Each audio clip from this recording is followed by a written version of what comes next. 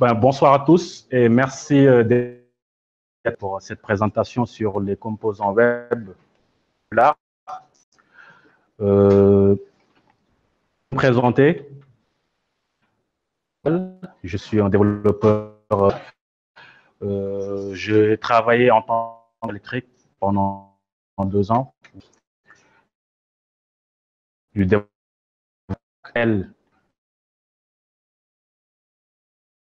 fait une application qui s'appelle Sakana Population sénégalaise pour leur permettre de gérer leur consommation.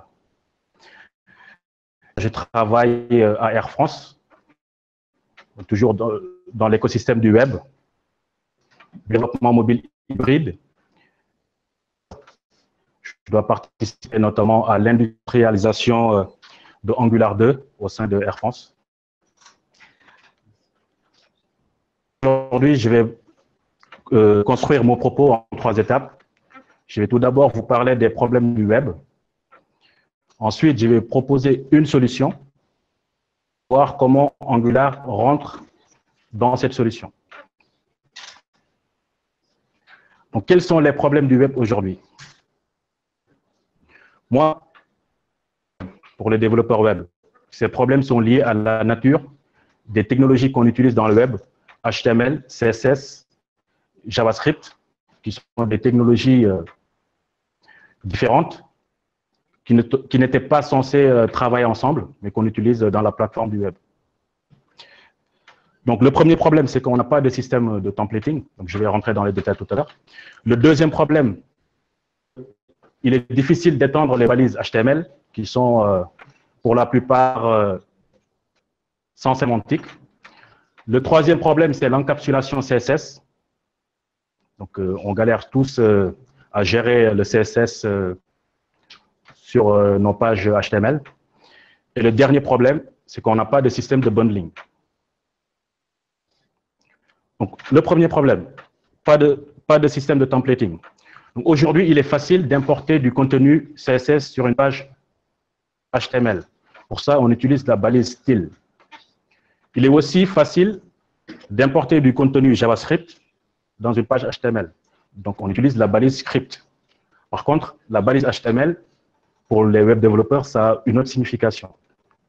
Donc, il est difficile d'importer du contenu HTML sur une autre page. Donc, généralement, ce qui se fait, il y a 2 méthodes pour contourner ce problème. Le premier, c'est d'utiliser un script, une balise script, et on met que le type, c'est par exemple text/handlebar. Ce n'est pas connu par le navigateur. Ce qui se passe, c'est que c'est ignoré par le navigateur, ce n'est pas parsé. Ça pose des problèmes. Il y a des failles de sécurité, notamment les failles XSS. Ça a le mérite d'être simple et que le contenu est inerte, vu que ce n'est pas parsé par le navigateur. Donc, typiquement, si on a chargé, on ne voit pas l'erreur 404. La deuxième méthode, c'est HTML caché. Donc, on le cache avec du CSS. L'avantage, c'est que c'est du DOM. Donc, c'est facile à cloner. On peut utiliser toutes les méthodes qu'on connaît pour manipuler le DOM. Ce n'est pas inerte. Dans ce genre de balise, va s'exécuter tout de suite. L'idéal. Donc, le deuxième problème, les pages, le HTML manque de sémantique. Et moi, je pense que le futur, c'est le web sémantique. Donc là, les balises HTML qu'on a, elles sont génériques. Je ne sais pas si quelqu'un me dit qu'est-ce que ça veut dire en div. Donc, si vous allez sur les sites, même les plus populaires, Gmail, Facebook, vous allez voir des divs dans du div, dans du div, dans du div. Et aussi, bon, on a de magnifiques éléments HTML de façon native, mais on ne peut pas les étendre et ils sont limités. On a des boutons, du super bouton. Le troisième problème, c'est le problème de l'encapsulation CSS. Donc, les sélecteurs CSS, donc ça crée des problèmes de nommage. Ça crée aussi des problèmes d'héritage.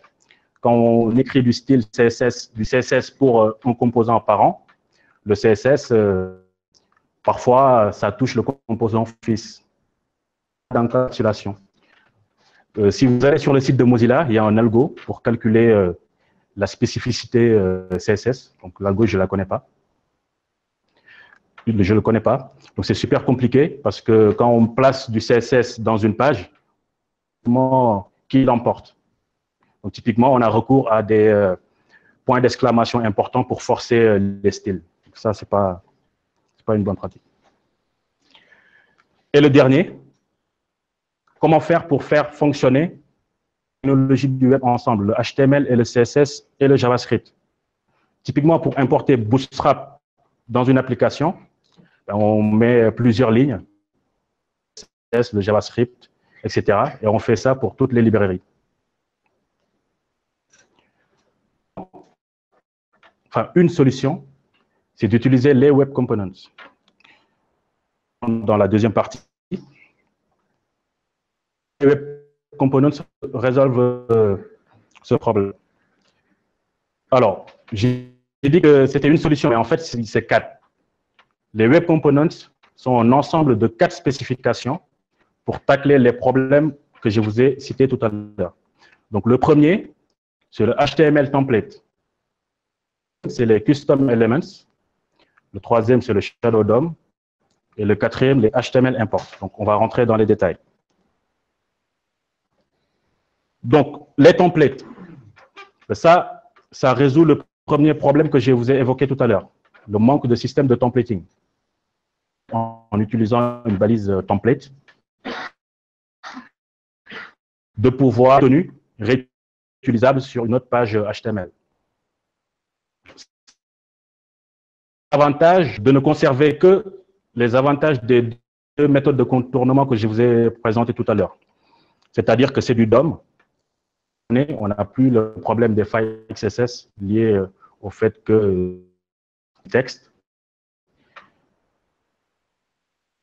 n'est pas exécuté, rien ne se passe, on n'est pas cloné. Tant qu'on a remplacé les éléments, rien ne s'exécute.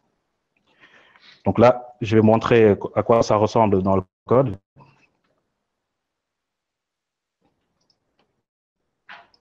Donc typiquement, sur ma page HTML, je déclare juste le template avec une balise template ici.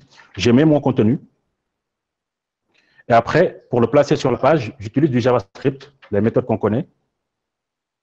Étape, je récupère l'élément ici grâce à son ID. Deuxième étape, je dis que je clone l'élément en appelant la méthode de import node. Deuxième étape, je remplis le template. Donc, avec du JavaScript classique, là, je récupère l'élément H1 du template. Contenu, je mets l'image et enfin, je l'ajoute à la page.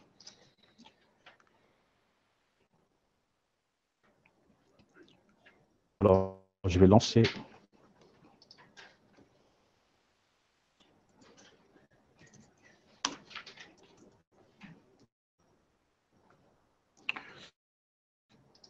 Donc, typiquement, on a ce contenu-là qui vient du template. Désolé, je parle du Barça parce que je suis un gros fan du Barça. Voilà. La deuxième spec, donc les développeurs Angular, dans Angular, on a des directives. Donc, ça nous permet de déclarer, de créer des composants réutilisables. Donc, typiquement, là, j'utilise sur une page HTML My Custom Element. Donc, avec les Custom Elements, définir nos propres éléments HTML. Définir l'API. Typiquement, quand je vais placer mon Custom Element dans ma page, je vais lui définir les méthodes que ce Custom Element contient. On peut aussi étendre des éléments. Donc, typiquement, on prend un bouton et après, on a un super bouton. On perd un composant web d'un autre développeur et aussi, on peut l'étendre. contenu, donc Custom Elements, on utilise le système de templating que je vous ai présenté tout à l'heure, qui est dans ce cas placeholder pour structurer notre élément. Et la deuxième méthode, c'est d'utiliser du Shadow DOM. Donc, je vais vous le présenter. Ça permet en fait de cacher les détails d'implémentation.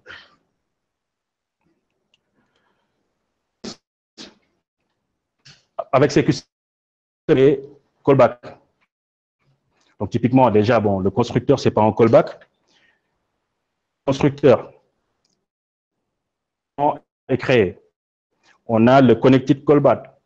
Comme élément est inséré sur la page HTML, cette méthode est lancée. Donc là, on peut faire des subscriptions à des observables. C'est le sujet, le prochain sujet. Callback, quand l'élément est enlevé du DOM, libérer la mémoire, entre guillemets. Callback, quand l'élément est déplacé dans une autre page, .importNode. Et enfin, attribut change callback, d'observer des éléments. Typiquement, on dit que j'observe l'attribut,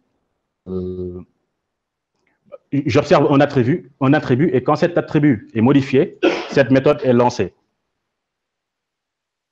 Donc, typiquement, pour utiliser notre juste à placer sur notre page, balise qu'on vient juste de créer. On peut aussi le faire programmatiquement en utilisant JavaScript, create element, append child. Donné que l'élément pour le créer, ça on va le voir, c'est une classe juste instanciée en utilisant la méthode new, et on peut passer aussi des paramètres au constructeur. Donc là, je vais vous montrer à quoi ça ressemble. Donc typiquement, donc là, dans mon JavaScript, qu'est-ce que je fais? Je crée une classe qui étend l'élément de base. Ensuite, j'appelle la méthode super. Ça va permettre les éléments, toutes les méthodes JavaScript qui existent pour les éléments natifs soient déjà dans le custom element. Moi, je n'ai pas à les implémenter. Et ensuite, je popule l'élément du genre inner HTML, etc. Donc là,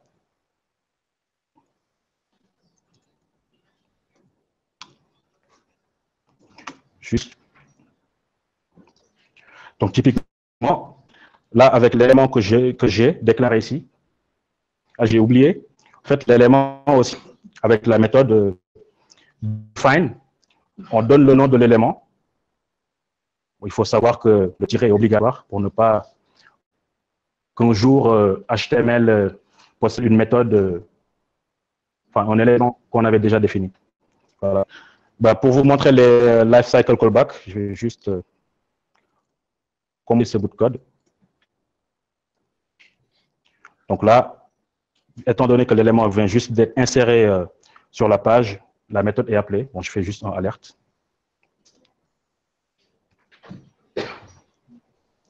Le Shadow DOM permet de corriger le problème du manque d'encapsulation CSS. Donc, avec le Shadow DOM, on ne va plus avoir du CSS des autres développeurs qui vont polluer notre page HTML. Comment ça fonctionne avec le custom element que je vous ai montré et les templates. Donc voilà, comme je l'ai dit, on a un DOM isolé. Typiquement, quand on utilise la méthode document.querySelector, les nœuds qui vont être retournés, c'est les nœuds qui sont dans le du Shadow DOM. Tous les éléments qui vont être dans mon Shadow DOM ne vont pas être retournés par cette méthode.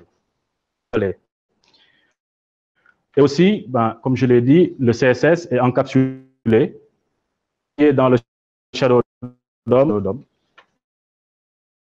Ça résout le problème que j'ai cité tout à l'heure en CSS.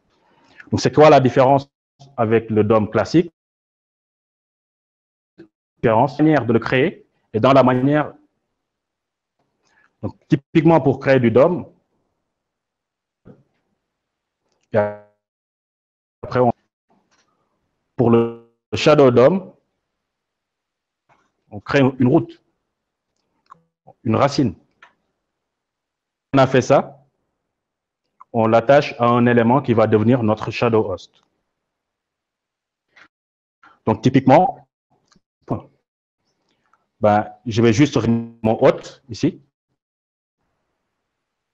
J'appelle cette méthode attache shadow qui va me créer, et la racine, du coup, ce sera un nœud, faire ce que je veux. Avec cet élément, va rester une petite.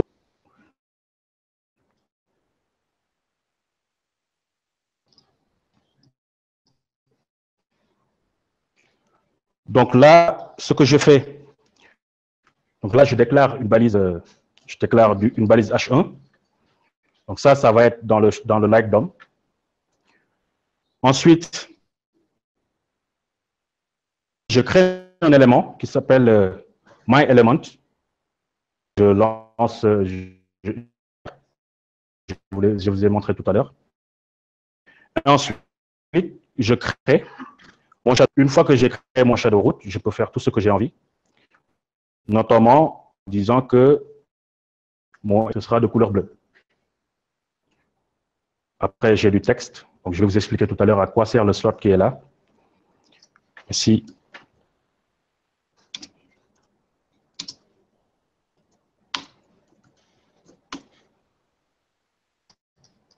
Donc, typiquement, on a un élément qui est dans le light DOM. Donc, ça, c'est le premier élément qui est ici. On a notre custom element qui est là, qui contient, je dis que le sous-titre, c'est dans le light DOM, is from the light DOM. Donc là, c'est ici.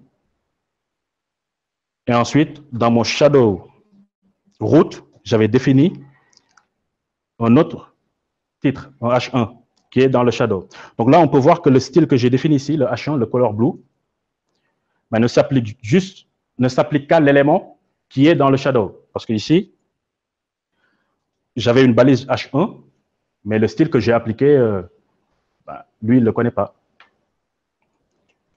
Et le slot, ça permet d'insérer des éléments dans mon custom element. Donc, typiquement, là, j'ai défini un slot qui s'appelle subtitle. Ici, quand je dis que le H1 slot égale subtitle, ça veut dire que cet élément doit être inséré à cet élément-là. Et on peut mettre du contenu par défaut si on a envie. Le dernier élément, c'est le HTML import qui règle le problème du bundling. Donc là, maintenant, en utilisant les web components, pour importer un composant, on n'a pas à charger le JavaScript à part, le CSS à part, etc. On a juste à taper. On a tous les éléments nécessaires. Donc, il faut savoir que ça, cette ligne de code-là doit se situer dans le head. La partie HTML, ben, c'est inerte. Donc là, on peut se demander c'est quoi la différence entre le template et le import. Mais la différence, c'est que pour les templates, tout le contenu est inerte. Le JavaScript, le CSS et le HTML. Par contre, pour le HTML import, seul le HTML et le JavaScript et le CSS s'exécutent directement. Et là, pour accéder au contenu de notre page nouvellement importée, on le fait directement en JavaScript. Donc maintenant, on va parler de Angular. Angular par rapport au Web Component. Il faut savoir que les technologies dont je vous parle ne sont pas vraiment finalisées. Donc, typiquement, il y a Google qui est derrière. Donc, Google et Opera, ils ont implémenté toute. Firefox, ils développent comme Safari et nos amis de chez Microsoft, ils réfléchissent. Espérons qu'ils vont implémenter ces fonctionnalités. Donc déjà, Angular 1 nous permettait de résoudre, évoqué tout à l'heure, par exemple, le manque d'expressivité des balages HTML, parce qu'avec Angular 1, on pouvait définir, entre guillemets, des composants, des directives. On pouvait aussi faire du templating, même si ça ne respectait pas les specs, mais on pouvait faire du templating, faire de l'interpolation et du two-way data binding, qui n'était pas résolu par Angular, c'est que l'encapsulation CSS, on ne l'avait pas dans Angular 1. Le HTML non plus, ce n'était pas isolé. Voilà, donc par rapport, j'ai rajouté un petit 1 pour dire que c'est Angular JS. Par rapport à l'aspect que je vous ai montré tout à l'heure, on a le templating dans Angular 1, on a les custom elements dans Angular 1, mais on n'a pas le shadow DOM. Importe. Bon, une petite parenthèse, je vais parler de Polymère, qui est une librairie de composants développée par Google, donc qui respecte toutes les specs. On peut se demander pourquoi Angular, juste pas un seul framework. Ben, Igor Minard a dit que l'équipe d'Angular a essayé de construire Angular par-dessus Polymère. Utiliser l'aspect web component pendant 6 mois, mais ils ont échoué. Pourquoi ils ont échoué? Parce qu'ils n'avaient pas les mêmes objectifs. Déjà, Polymère, c'est une librairie de composants, et Angular, c'est un framework qui permet de créer des applications. Donc, typiquement, Polymère, c'est utilisé par Google pour démontrer et tester quelques fonctionnalités de Google Chrome. Et Angular, à la base, c'est pour les applications de gestion de publicité, etc. Ben aussi, Angular a d'autres objectifs, notamment le server-side rendering, le mobile. Et du coup, avec cette tentative, il y a quand même l'esprit dans Angular. Là, je vous parle d'un composant Angular. Qu'est-ce qu'un composant Angular? C'est une classe qui contient la logique, donc la partie entre guillemets JavaScript, et un template qui contient les balises HTML et les directives Angular. Et enfin, des métadatas qui expliquent comment le template est la classe. Typiquement, on va dire où se trouve le template qu'on va utiliser pour notre composant. Donc, ça veut dire que component, web component. Je vous ai montré tout à l'heure les lifecycle callbacks, les web components. Mais dans AngularJS, on a à peu près la même chose. Ils ne font pas la même chose, donc j'ai mis des points d'interrogation. Mais on a des lifecycle hooks, notamment ng-on-init. Ben, moi, je peux faire le parallèle attached callback quand l'élément est inséré sur la page. Le ng-on-changes, je peux faire le parallèle avec la méthode attribute change callback. Destroy, je peux faire le parallèle avec disconnected callback. Donc, tous les principes, même si Angular n'implémente pas les web components, tous les principes des web components, on peut les retrouver dans Angular.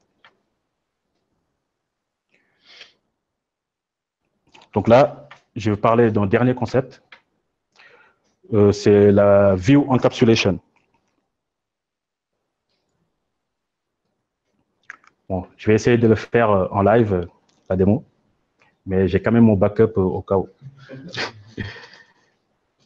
Donc, typiquement, ce que je vais faire,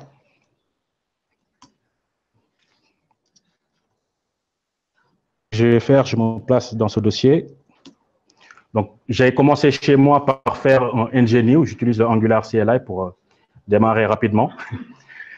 Et voilà. Donc là, je vais utiliser les méthodes qui sont offertes par le CLI, notamment la méthode générée.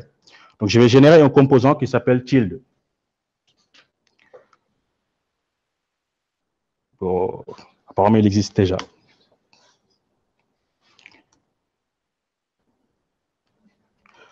Donc, je vais juste vérifier.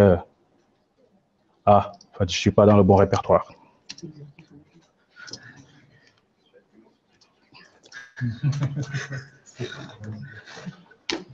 OK, donc là, je vais créer un composant. Donc, c'est magnifique parce que le CLI, il fait tout pour moi. Je vais aller plus vite. Je vais créer un autre composant qui s'appelle comment? Parent.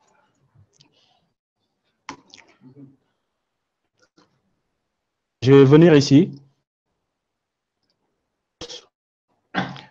Je vais définir, mettre un H1 et je vais dire I am in the child component. Je vais faire la même chose pour le parent. Je vais dire, je vais mettre une balise H1. I am in the parent component. Et je vais utiliser le fils dans le parent. Donc, je vais mettre app-child. Et ensuite, dans mon app component, je vais juste enlever tout ça et je vais utiliser le app-parent. Donc là, je lance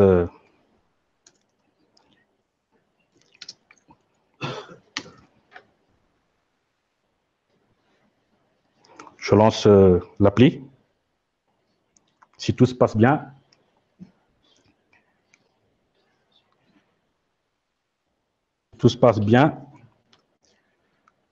on a le parent et le child. Donc maintenant, je vais appliquer du CSS au fils.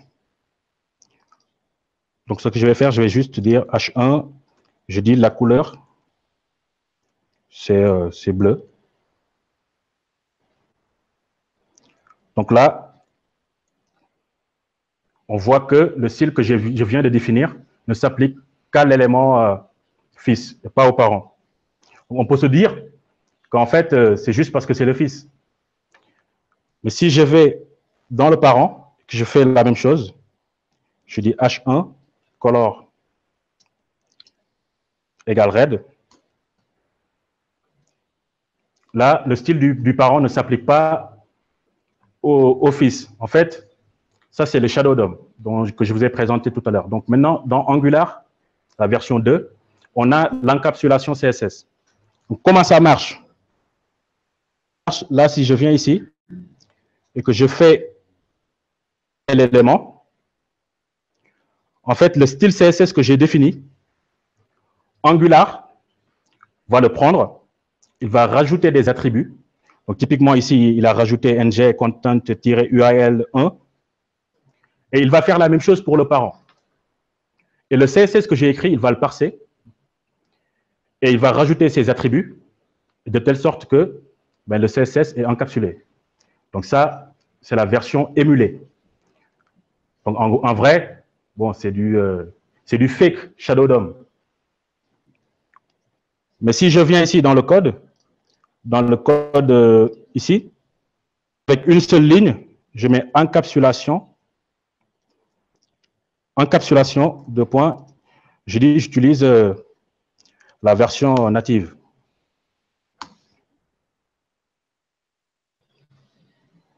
Donc là, je dis, j'utilise la version native. Donc normalement, si je regarde ici, je vois le shadow root. Donc Angular, en ce moment-là, dit au navigateur, moi j'utilise l'implémentation native du Shadow DOM. Le dernier, je peux lui dire de ne pas utiliser tout simplement l'encapsulation CSS. Donc, par exemple, si je mets ici, si je le mets là, donc typiquement, ce qui va se passer, c'est qu'on perd l'encapsulation CSS. Donc là, on retombe dans le classique, ce qu'on avait avant, pas d'encapsulation, mais parfois de l'encapsulation, donc on peut faire comme ça.